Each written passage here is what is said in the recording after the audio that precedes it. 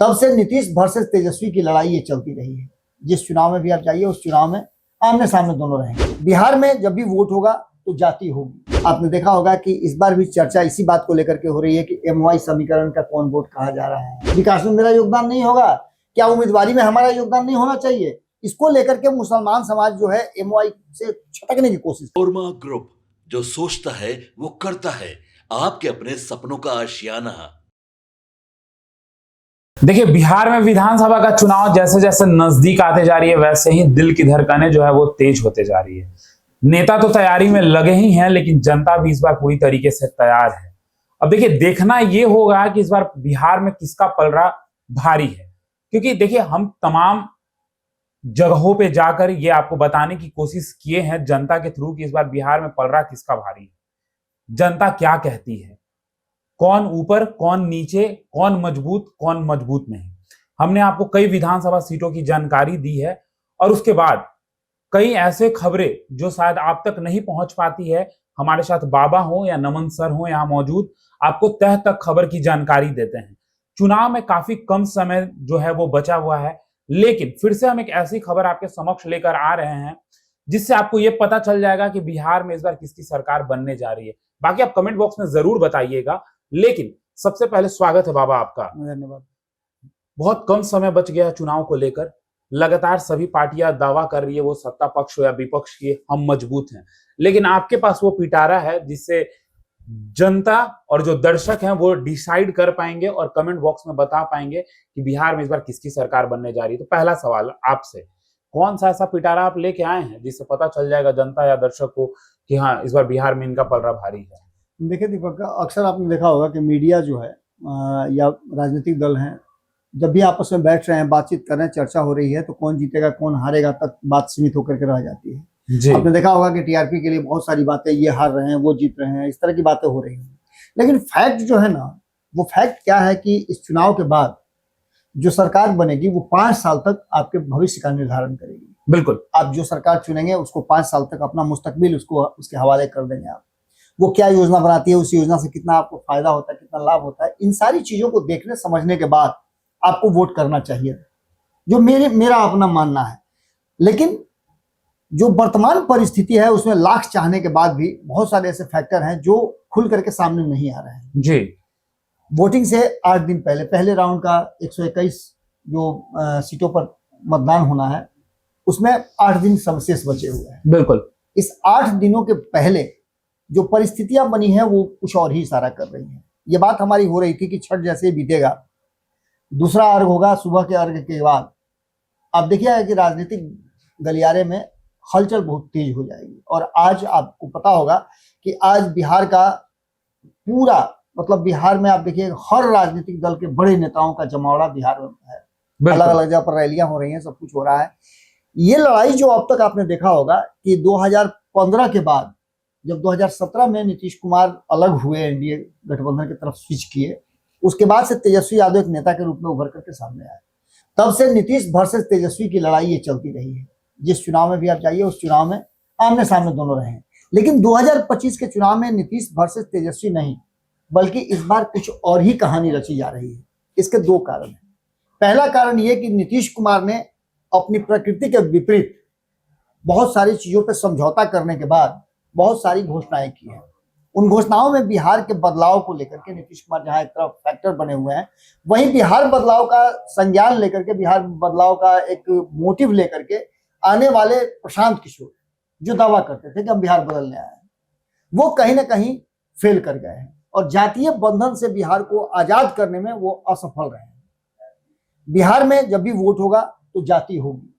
इसमें आपको छोटी छोटी बातें जो आप लोगों से भी मुझे जानकारी मिली है कि जब आप वैशाली में गए थे तो लोगों ने क्या आपसे कहा, बिल्कुल, जब आप समस्तीपुर गए थे तो क्या हुआ, नालंदा जब गए थे क्या हुआ, पटना जिला के अंतर्गत आप गए थे क्या हुआ, शाहाबाद में आप गए तो क्या हुआ, सीतामढ़ी गए तो क्या हुआ, आप दरभंगा गए तो क्या हुआ। ये सारे जो जिले हैं, 18 जिलों के 121 विधानसभाओं में होनी है मतदान। उस 121 सीटों से पर मतदान से पहले कुछ ऐसी चीजें हैं जो सामने उभर करके आ रहे हैं। पहली तो ये कि बदलाव पर कहीं ना कहीं ये जाति जो है वो भारी पड़ता नजर आ रहा है। आपने देखा होगा कि इस बार भी चर्चा इसी बात को लेकर के हो रही है कि MY समीकरण का कौन वोट कहा जा रहा है। बाकी के समीकरण का क्या हो रहा है। एमओआई समीकरण अगर इंडिया गठबंधन के पास चला गया है और उसको वोट कर रहा है, तो क्या मुसलमान जो एग्रेसिव इस बार है, बहुत ज्यादा एग्रेसिव है कि सिर्फ आप हमें हमारे वोट से ही मतलब रखिएगा, विकास में मेरा योगदान नहीं होगा, क्या उम्मीदवारी में हमारा योगदान नहीं होना चाहिए, इसको लेकर के मुसलमान समाज जो है एमओआई से छटकने की कोशिश कर रहा है। और लगातार सवाल भी खड़े किया जा रहा है। बिल्कुल बिल्कुल, आपने ही कई लोगों से बातचीत किया था, हमारी टीम लगातार बात कर रही है, कई मुसलमानों ने तो बहुत तल्ख टिप्पणी की है। बिल्कुल, इन सब के बाद आपको बता दें कि ये तो एक फैक्टर है ही, गैर यादव जो ओबीसी हैं वो भी अपने लिए एक अलग तलाश कर रहे हैं, जिसमें आपने देखा होगा कि तेजस्वी यादव ने कोशिश की है कि कुशवाहा को अपने तरफ लेके आए, जो एक बड़ा स्टेक है ओबीसी का। ईबीसी पूरी तरह से भाजपा और नीतीश कुमार के इर्द गिर्द चक्कर काट रही है। दलितों की बात करें तो कुछ प्रतिशत को छोड़ दिया जाए तो वो भी एनडीए के साथ नजर आ रहे हैं। सवर्णों की बात करें तो सवर्ण नाराज चल रहे हैं महागठबंधन से। तो ये सब कुछ मिला जुला करके आखिरकार आकर के जाति पर ही बात की जाती है। बिल्कुल।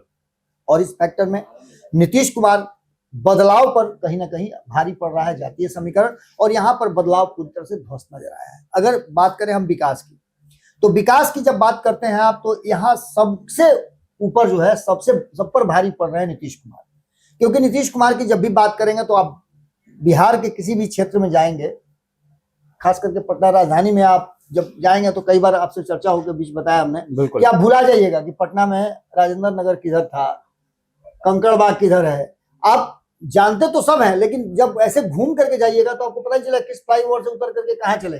एक तो ये पैमाना है। बिल्कुल, एक खास बात आपको बताते हैं और मजेदार बात जी। निकले थे विधानसभा का जो चुनावी यात्रा था, हमारी जो टीम निकली हुई थी, हम खुद भी थे उसमें।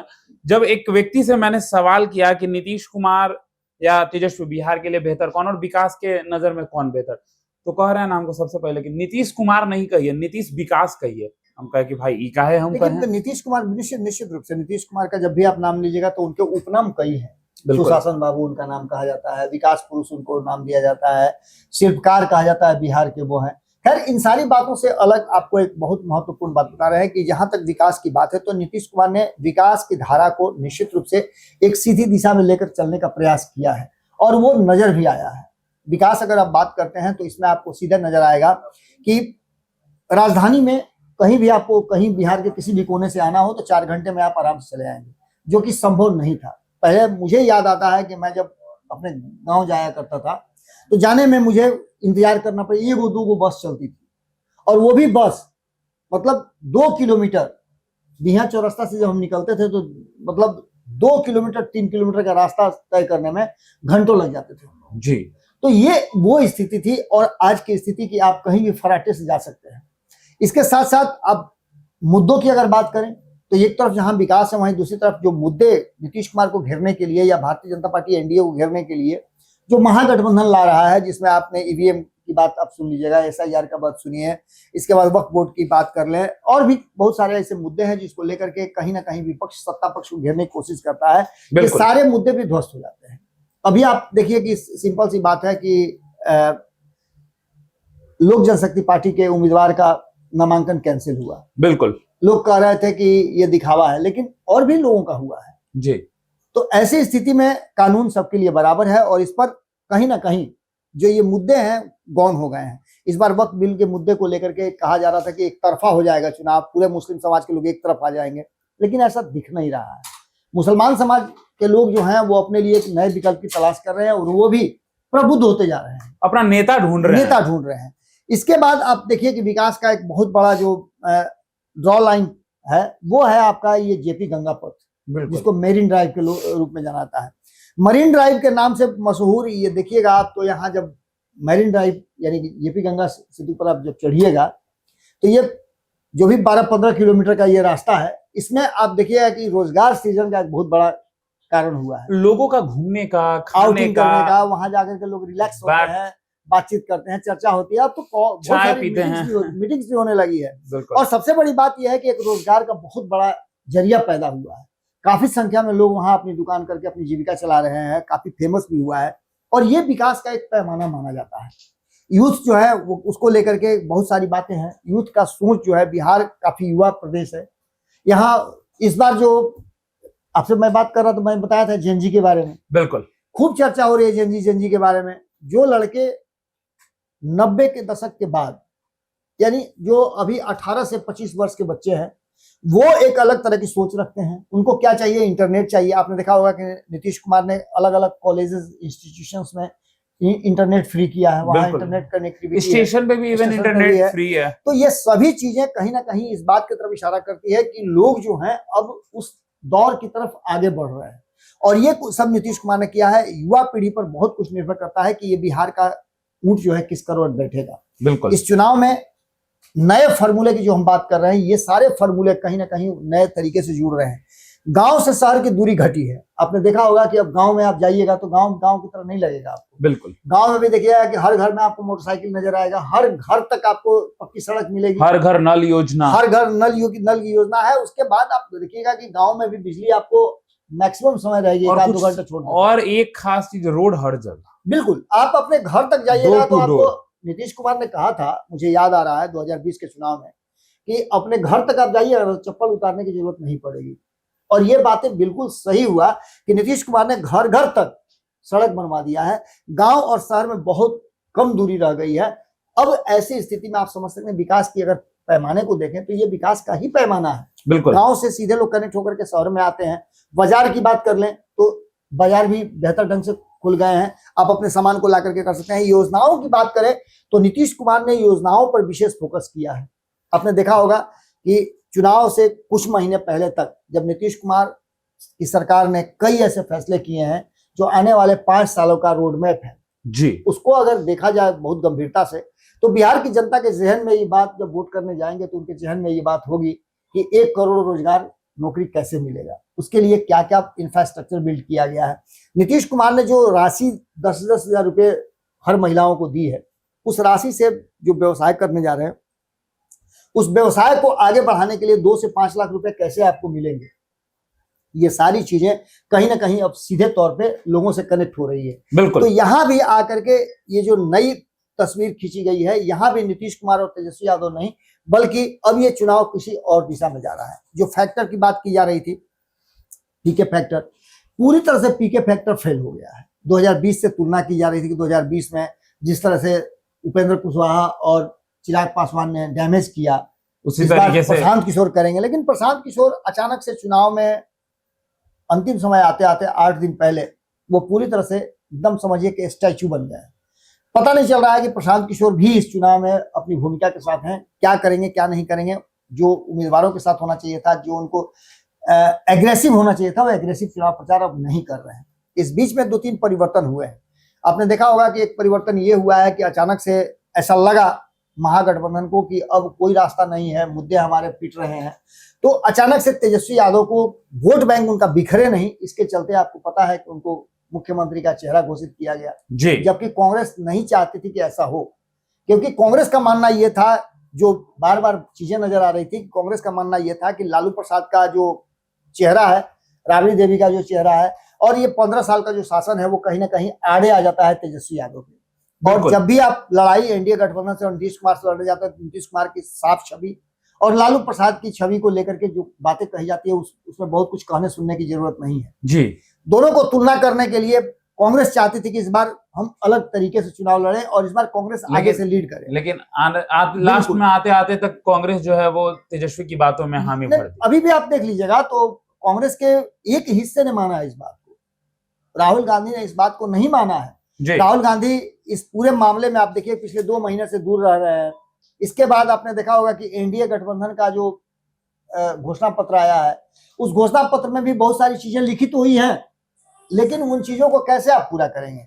सबसे बड़ी बात है कि इसमें एनडीए का घोषणा पत्र है, लेकिन चर्चा तेजस्वी की हो रही है। बिल्कुल, ये पूरी तरह से ऐसा लगता है कि तेजस्वी को पूरी तरह से फ्रेम में तेजस्वी ने अपने आप को रख लिया है, और ये और लोगों की नहीं, तेजस्वी यादव की अपनी सोच है। दूसरा आप देख लीजिए और आप कि डिप्टी सीएम का नाम जो आपने घोषित कर दिया मुकेश सहनी को, मुकेश सहनी का जो आप पूरा देखिएगा स्ट्रक्चर, तो अब तक जितने भी चुनाव लड़े हैं, चाहे 2019 का लोकसभा चुनाव हो, 2020 का विधानसभा चुनाव हो, इन सभी चुनाव में या फिर उपचुनाव जो उन्होंने लड़ा है, उसमें उनको वोट जो है 1.5% से लेकर के 2% से नीचे तक आया है।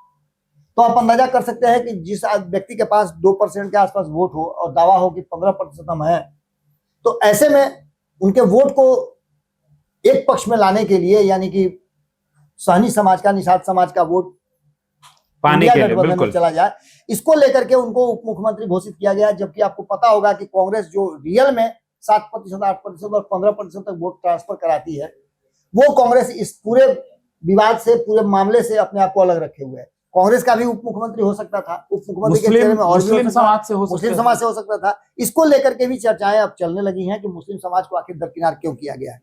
इन सब में सबसे बड़ी बात जो है वो है महिला वोट।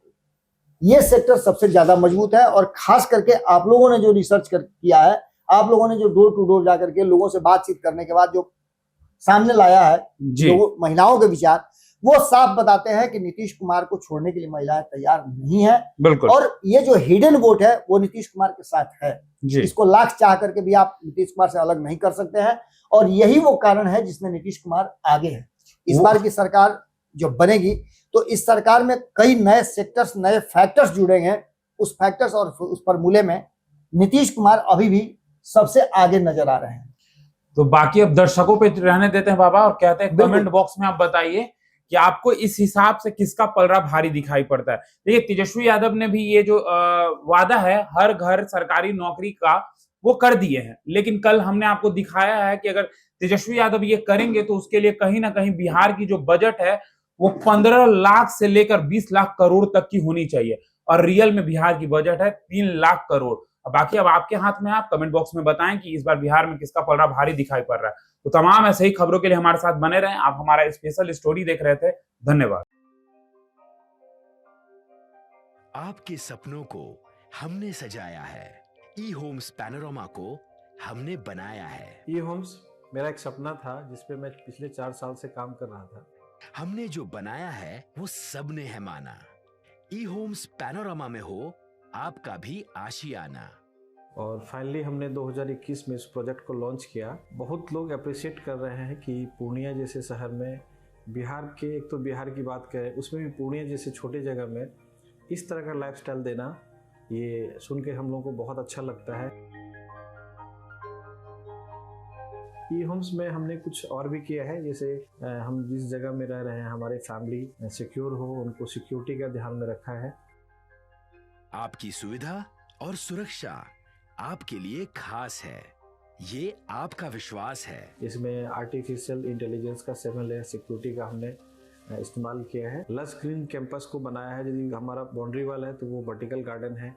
ये जितनी भी फैसिलिटी होता है एक इंटरनेशनल टाउनशिप में, ई होम्स है, ये हम लोग विश्वास नहीं कर पा रहे हैं। जो भी हमारे मित्र, दोस्त या जो भी हमारे बाहर के बाहर आते हैं तो हम लोगों को बहुत अच्छा सुनने को मिलता है और बहुत अच्छा क्रेडिट मिल रहा है। वो सारा हमने सिर्फ एक बिल्डिंग नहीं बनाया, हमें एक बहुत अच्छा लाइफस्टाइल दिया ई होम्स में, और मेरा एक सपना था जिसको मैं आज फुलफिल होते हुए देख रहा हूँ। ये आपका आवास है। ई होम्स पैनोरामा में अब आपका निवास है। E homes panorama, luxurious lifestyle redefined. Panorama group, जो सोचता है वो करता है। अगर ये वीडियो पसंद आई और वह बिहार के राजनीति और बिहारियत से सरोकार रखेनी तो सब्सक्राइब बटन दबा के चैनल के सब्सक्राइब कर ली। ओजे एगो घंटी बा, ओकरा बटन दबा देला से कुल सटीक और मारक खबर रुआ मुफ्त में मिल जाई। अगर रुआ पत्रकारिता के हमनी के नया प्रयोग में सहयोग कर चाहतानी तो ज्वाइन बटन दबा दी। पेटीएम नंबर नोट कर ली 9386816700।